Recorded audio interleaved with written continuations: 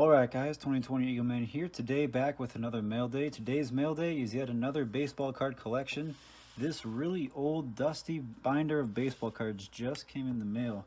And as you can see, it is a pretty full binder. Inside should be a bunch of vintage cards. As you can see, a bunch of 70s and 60s cards here. So this whole binder is going to be filled with old cards from the early 80s. 70s and 60s, so I'm pretty excited to go through this lot. It is a big lot to go through, and I think I'm going to try something new today with this video. Today I'm just going to film myself sorting through this binder, but just kind of do a time lapse of it all, so you guys can kind of see how I process all these cards out when I get a big lot like this. I have to sort through tons and tons and hundreds of cards all at once. You can kind of see how I sort the cards out. So I just want to give that a try and see if it works out. So just let me know in the comments below if you do enjoy that time-lapse style video. But without further ado, let's go ahead and get started going through this collection.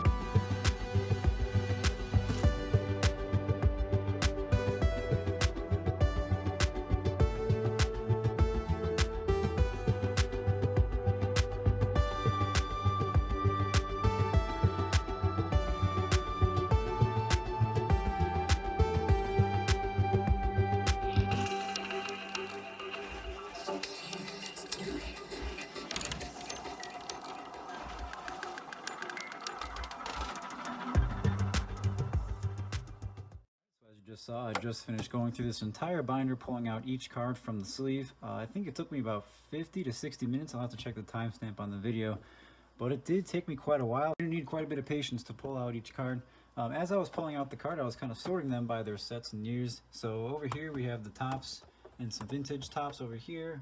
We got Upper Deck, Donruss, 2 stacks of Fleer. This is like the other pile, Post and Wonder Bread.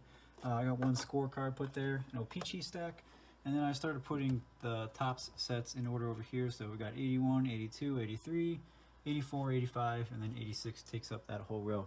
So now my next step is to organize each card by their set. So I'm going to put each card in its numerical order according to its set. I'm going to check its value in the Beckett's Sports Price Guide, as you can see right here. I'm just going to check its value to see if it has a significant value. I'm going to put it in a top loader or a one touch or a sleeve or whatever it is needed. So that's going to take another process. I'm going to do another time lapse for that.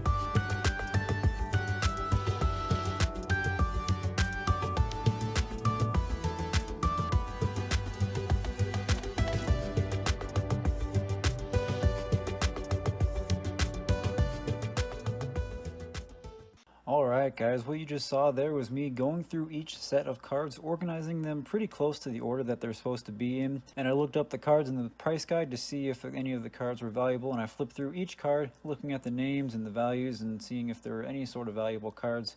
Unfortunately, in this lot in particular, there weren't any too many valuable cards. It was more for a set building lot. There are a few vintage cards that I need to do a little bit more research on. So this stack here is all vintage. And again, I organized all these cards by their sets, by their brands, their sets and their years. So all these Topps cards are in order here. You got the Upper Deck, then Donruss, then Fleer, and so on and so on. So I'll just show off some of the more valuable cards that I pulled out. You probably saw me put them in top loaders throughout the video. But going here is the 1971 Topps Red Schoendeist, the manager card. It's a Hall of Famer there, as well as Willie McCovey here, 1976 Topps. And here's a 1981 Topps, Mike Schmidt.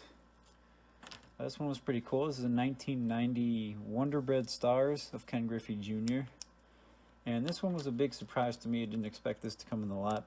It's a 1986 Fleer Update Barry Bonds XRC card. And this card looks phenomenal. The edges and the corners, sharp, clean, crisp, no issues at all.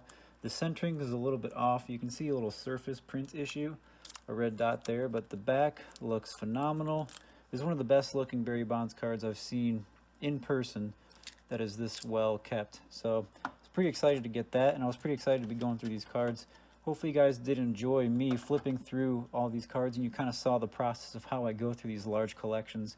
I know I post a lot of videos on my channel of me going through thousands and thousands of cards, and all you really see is me taking out the cards out of the box, and then you see the recap at the end.